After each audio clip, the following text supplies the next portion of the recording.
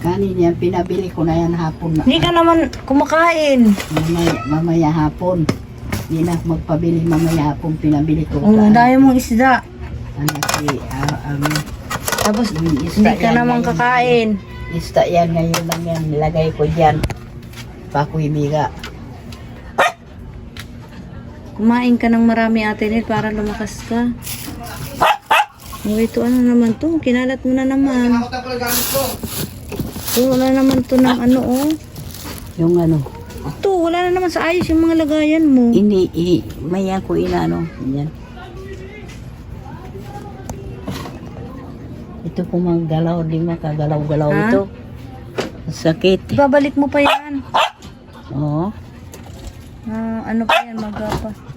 Babalik pa kayo natin, masawi. Bukas yata? Aywan ko. Oo.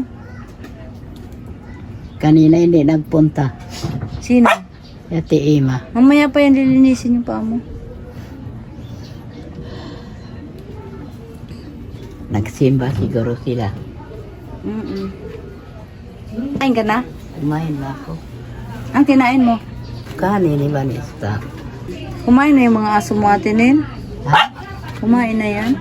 Ang ano? Aso mo? Oo. Tingnan mo, oh.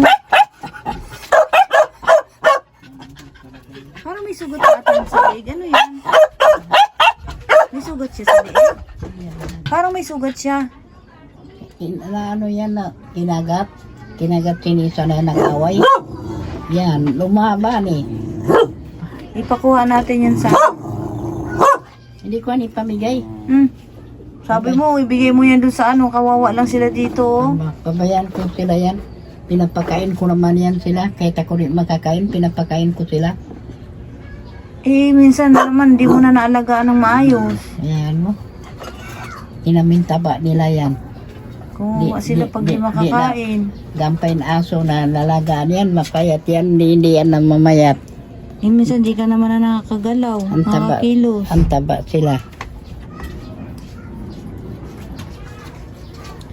Hihingian niya, ano, di ko na ibigay ka niya.